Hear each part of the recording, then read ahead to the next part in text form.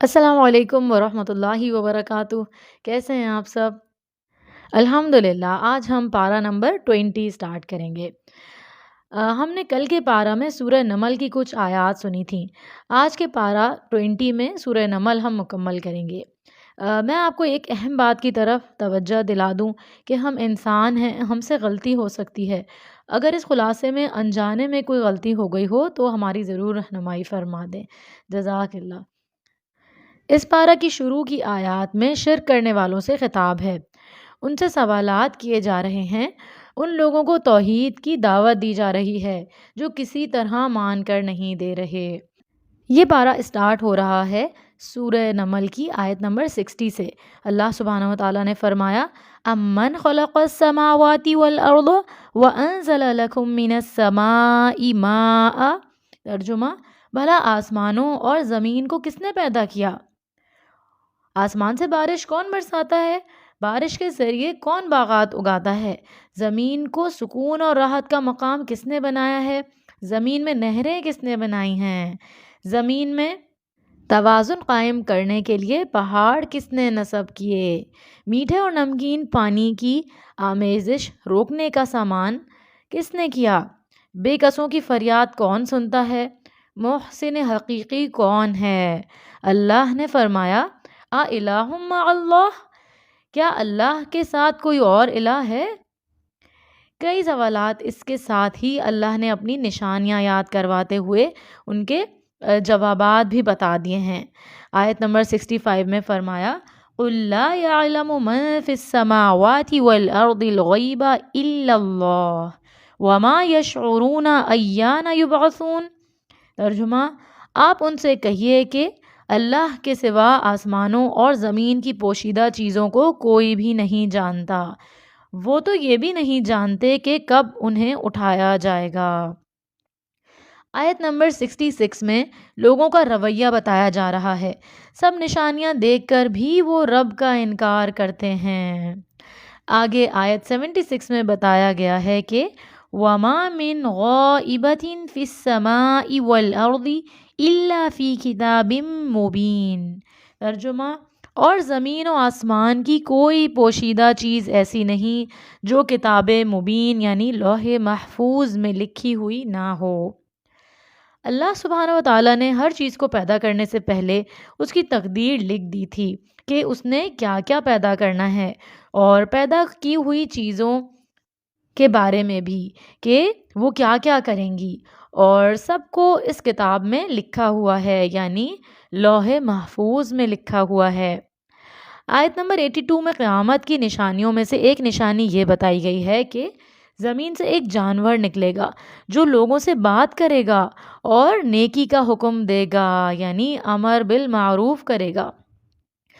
اور کب ہوگا ایسا؟ جب لوگ یہ کام کرنا چھوڑ دیں گے، لوگ نیکی کا حکم دینا چھوڑ دیں گے تو اللہ تعالیٰ ایک جانور نکالیں گے زمین سے جو یہ کام کرے گا۔ قیامت کے قریب جب دنیا سے خیر اٹھ جائے گی اور انسانوں میں سے کوئی نیکی کا حکم نہیں دے گا اور برائی سے نہیں روکے گا تو اللہ یہ فرض ایک جانور کے ذریعے پورا کروائے گا، اور زمین سے اچانک ایک جانور نکلے گا۔ اللہ سبحانہ و تعالیٰ اس جانور کو بولنے کی طاقت بخشیں گے اور وہ انسانوں کو کہے گا کہ وہ اللہ کو مان جائیں اور اللہ سبحانہ و تعالیٰ پر یقین رکھیں۔ آیت 92 میں بتایا گیا ہے کہ قیامت تک یہ پیغام ہے کہ قرآن سن کر جو ہدایت پائے اس کا اپنا ہی بھلا ہے، اور جو ہدایت نہ پائے وہ اپنا ہی نقصان کرے گا۔ بچوں یاد رکھیں، صرف ایک دفعہ ہی قرآن پڑھنے سے پورا سمجھ نہیں آتا، بلکہ اس کو بار بار پڑھنے کی ضرورت ہوتی ہے۔ اللہ سے دعا کریں کہ قرآن کو ہم مسلسل بار بار پڑھیں۔ اللہ تعالیٰ ہمارے لیے اس میں آسانی پیدا فرما دیں کہ ہم رمضان میں بھی پڑھیں اور رمضان کے بعد بھی پڑھیں، اور ہم قرآن کو سمجھ کر پڑھیں۔ یہ دعا آج سے آپ سب نے اپنے لیے مانگنی ہے انشاءاللہ۔ سورۃ القصص، بسم اللہ الرحمن الرحیم۔ قصص کے معنی قصے کے ہیں۔ کیونکہ یہ مکی صورتیں ہیں اس لیے اس پارہ میں مسلسل انبیاء علیہ السلام کے قصے آئے ہیں۔ اس سورہ میں موسیٰ علیہ السلام کا تفصیل سے واقعہ آیا ہے، ان کی پیدائش، ان کی جوانی، ان کی شادی، یعنی ان کی پوری زندگی اس سورہ سے واضح ہو جاتی ہے۔ آیت نمبر 1 سے 50 تک حضرت موسیٰ علیہ السلام کے یہ واقعات آئے ہیں جو ہم آج سنیں گے۔ سورہ کے شروع میں موسیٰ علیہ السلام اور فرعون کے قصے سے بات شروع ہو رہی ہے۔ فرعون کی بیوی حضرت آسیہ کا موسیٰ علیہ السلام کو دریا سے اٹھانے کا ذکر آ رہا ہے۔ موسیٰ علیہ السلام کی والدہ کا فرعون کے دربار میں اپنے بچے یعنی موسیٰ علیہ السلام کے پاس جانے کا ذکر ہے۔ موسیٰ علیہ السلام کا فرعون کے دربار میں پرورش پانے کا ذکر ہے۔ پھر آگے آیات میں موسیٰ علیہ السلام کی جوانی کا ذکر ہے۔ جوانی میں غلطی سے ان سے ایک قتل ہو جاتا ہے تو اس کا ذکر ہے۔ انہوں نے اللہ سے اپنی غلطی کی معافی مانگی۔ انہوں نے کہا، آیت نمبر 16 میں آتا ہے، ربی انی ظلمت نفسی فاغفر لی فغفر لہ انہ هو الغفور الرحیم۔ ترجمہ، پروردگار، بلا شبہ میں نے اپنے آپ پر ظلم کیا ہے، لہٰذا مجھے معاف فرما دے۔ چنانچہ اللہ نے اسے معاف کر دیا، بلا شبہ وہ بڑا بخشنے والا اور رحم کرنے والا ہے۔ آگے آیات میں مصر سے مدین جانے کا ذکر آ رہا ہے۔ مدین میں 2 عورتوں کے مویشیوں کو پانی پلا کر ان کی مدد کی حضرت موسیٰ علیہ السلام نے، کیونکہ جانوروں کو پانی پلانے کے لیے وہاں کافی لوگ جمع تھے۔ انہوں نے کہا، ہم اس وقت تک پانی نہیں پلا سکتی جب تک یہ چرواہے پانی پلا کر وہاں سے واپس نہ چلے جائیں، اور ہمارے والد جو ہیں وہ بہت بوڑھے اور کمزور ہیں، وہ یہاں نہیں آ سکتے۔ حضرت موسیٰ علیہ السلام عورتوں کی بکریوں کو انہوں نے پانی پلا دیا اور اس کام کے لیے کوئی اجرت نہیں لی، اور سائے دار جگہ پر بیٹھ گئے اور اللہ سے دعا کی جو آیت نمبر 24 میں آتی ہے، ربی انی لما انزلت الی من خیر فقیر۔ میرے پروردگار، جو بھلائی بھی تو مجھ پر نازل کرے میں اس کا محتاج ہوں۔ یہ حضرت موسیٰ علیہ السلام کی دعا ہے جو آپ نے یاد کرنی ہے انشاءاللہ اور روز پڑھنی ہے۔ ان دونوں عورتوں کے والد کا نام شعیب تھا۔ گھر جا کر سارا حال انہوں نے اپنے والد کو بتایا۔ ان کی خصوصیات کی وجہ سے ان کے والد نے ان کو اپنے پاس ملازم رکھ لیا، یعنی موسیٰ علیہ السلام کو رکھ لیا۔ وہاں موسیٰ علیہ السلام نے 10 سال کام کیا۔ موسیٰ علیہ السلام کی حضرت شعیب کی بیٹی سے شادی ہوئی۔ وہ اپنی بیوی کو لے کر مصر آ گئے۔ حضرت موسیٰ علیہ السلام مصر سے واپسی پر ان کو کوہ طور پہاڑ پر آگ نظر آئی۔ وہاں گئے تو اللہ سبحانہ و تعالیٰ نے ان سے کلام کیا اور ان کو نبوت عطا فرمائی۔ پھر آگے آیات میں فرعون سے مکالمے کا ذکر ہے۔ ان واقعات سے ہمیں یہ معلوم ہو رہا ہے کہ حضرت موسیٰ علیہ السلام نے ہر موقع پر اللہ سے دعا کی۔ ان کو اللہ پر بھروسہ تھا، یقین تھا۔ انہوں نے اللہ سے دعا کی تو اللہ نے ان کو ہر وہ چیز عطا کر دی جو اس وقت ان کے لیے ضروری تھی، جس چیز کے وہ اس وقت محتاج تھے، یعنی ان کو جس چیز کی ضرورت تھی وہ سب ان کو مل گئیں۔ وہ گھر چھوڑ کر آئے تھے، اللہ نے ان کو پہلے سے بہتر گھر دے دیا، پھر ان کو روزگار بھی دے دیا، ان کی شادی بھی ہو گئی، نبوت بھی عطا کی۔ حضرت موسیٰ علیہ السلام نے ہر مشکل و پریشانی میں اللہ سے مدد مانگی اور بھروسہ کیا تو اللہ سبحانہ و تعالیٰ نے ان کی مدد کی۔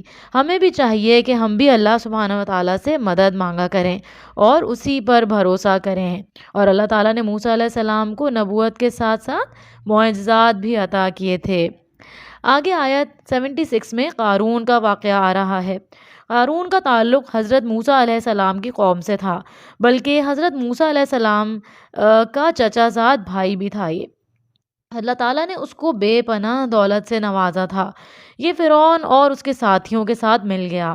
فرعون کے دربار میں اس نے ممتاز مقام حاصل کر لیا، اور فرعون اور اس کے وزیر حامان کے بعد تیسرے نمبر پر اس کا شمار ہونے لگا، اور یہ تورات کا حافظ بھی تھا۔ اس کو اپنے علم پر بڑا غرور تھا۔ اس کے مال و دولت کے اتنے زیادہ تھے کہ اس کے خزانوں کی چابیوں کو اٹھانے کے لیے بہت بڑی نفری درکار ہوتی تھی۔ وہ دولت کے نشے میں بہت تکبر کر رہا تھا اور زمین میں ظلم و ستم بھی کر رہا تھا۔ قوم کے نیک لوگوں یعنی اہل خیر نے اسے نصیحت کی کہ زمین میں ناحق تکبر نہ کرو، اللہ تکبر کرنے والوں کو پسند نہیں کرتا۔ دولت کے ذریعے نیک کام کر کے آخرت کے لیے اجر و ثواب کی صورت پیدا کرو، بخل نہ کرو، اور دولت سے دنیا کی جائز نعمت حاصل کر کے فائدہ حاصل کرو۔ جیسے اللہ سبحانہ و تعالیٰ نے تم پر احسانات کیے ہیں، تم بھی نیکیوں کے ذریعے اللہ کا شکر ادا کرو۔ لوگوں پر ظلم و ستم کر کے زمین میں فساد نہ مچاؤ، یعنی لوگوں کو بھی دو۔ اہل خیر کے نصیحت کے جواب میں قارون نے تکبر سے کہا، مجھے مال و دولت اپنے علم و صلاحیت کی بنیاد پر حاصل ہوا ہے۔ جس طرح آج کل لوگ کوئی ڈگری کر لیتے ہیں یا اچھی جاب مل جاتی ہے انہیں، تو کبھی اللہ کا ذکر نہیں کرتے، کبھی اللہ کا شکر ادا نہیں کرتے کہ یہ اللہ کی رحمت ہے کہ اس نے مجھے یہ علم دیا، مجھے اللہ نے یہ ڈگری دی ہے، مجھے اچھی جاب اللہ کی طرف سے مل گئی ہے، اللہ کا فضل و کرم ہے یہ۔ تو وہ انسان ہمیشہ اپنے کارنامے بتاتے ہیں کہ وہ کس طرح ترقی اور محنت کر کے اس مقام پر پہنچے ہیں۔ تو ہمیں ایسا بالکل نہیں کرنا، ہمیں ساری نعمتوں کو اللہ کا فضل سمجھنا ہے اور ان کو اللہ کی راہ میں لگانا ہے، چاہے وہ مال و دولت اولاد ہوں یا پھر ہماری صلاحیتیں، انرجیز یا علم ہوں۔ ایک دن قارون پوری شان و شوکت سے شہر میں داخل ہوا۔ جو دنیا سے محبت کرتے تھے اس کے مال کو دیکھ کر دل میں ان کے حرص پیدا ہوئی۔ انہوں نے حسرت سے کہا، کاش ہمیں بھی قارون جیسا مال و دولت عطا ہو جائے۔ لیکن علم حقیقت جاننے والوں نے کہا، افسوس تمہارے حال پر، اصل اجر و ثواب آخرت کا ہے، جو ایسے لوگوں کو ملتا ہے جو ایمان لانے کے بعد نیک عمل کر رہے ہوں۔ قارون نے اپنے علم پر تکبر کیا تھا کہ اسے جو کچھ ملا ہے اپنے علم کی بدولت ملا ہے۔ علم پر تکبر کی وجہ سے ہی اللہ نے اسے اس کے خزانوں سمیت زمین میں دھسا دیا اور وہ قیامت تک دھستا ہی چلا جائے گا۔ اب اس کا کوئی مددگار نہ تھا جو اسے تباہی سے بچا سکتا۔ جو لوگ اس کے خزانے کو دیکھ کر حسرت کر رہے تھے کہ کاش ہمیں بھی قارون جیسا خزانہ ملے، وہ اب اللہ کا شکر ادا کر رہے تھے کہ وہ اس تباہی سے بچ گئے جو قارون پر آئی تھی۔ لوگوں کو اللہ کی حکمت سمجھ آ گئی کہ اللہ سبحانہ و تعالیٰ نے جو دیا ہے اسی میں خیر ہے اور اسی میں راضی رہنا چاہیے۔ سورۃ العنکبوت۔ بسم اللہ الرحمن الرحیم۔ عنکبوت کہتے ہیں مکڑی کے گھر کو، یعنی مکڑی کا جالا۔ آیت نمبر 8 میں ہے، اللہ سبحانہ و تعالیٰ نے انسان کو ہدایت دی کہ وہ اپنے والدین کے ساتھ نیک سلوک کرے۔ ایمان لانے کے بعد اور شرک سے بچنے کے بعد نیک اعمال میں سب سے بڑا نیک عمل والدین کے ساتھ اچھے سلوک سے پیش آنا ہے۔ لیکن اگر ماں باپ شرک کرنے کا کہیں، اللہ کی نافرمانی کرنے کا کہیں، حرام کام کرنے کا کہیں، تو ماں باپ کی بات نہیں مانی جائے گی۔ ان کو سمجھانا ضرور چاہیے، ان سے تعلق نہیں کاٹ سکتے، ماں باپ سے بائیکاٹ نہیں کر سکتے۔ اگر انہیں آپ کی مدد کی ضرورت ہے تو آپ کو مدد کرنی ہوگی۔ ان کا معاملہ اللہ کے ساتھ ہے، لیکن آپ سے آپ کے عمل کے بارے میں پوچھا جائے گا۔ تو اب سب نے اپنے والدین کا بہت زیادہ فرما بردار ہونا ہے۔ اللہ کی اطاعت، رسول اللہ صلی اللہ علیہ وسلم کی اطاعت اور والدین کا کہنا ماننا ہے۔ قرآن میں بیان کردہ مثالوں کو سمجھنے کے لیے علم ضروری ہے تاکہ اللہ سبحانہ و تعالیٰ کی پہچان ہو اور آخرت کی فکر بہتر طریقے سے کر سکیں ہم۔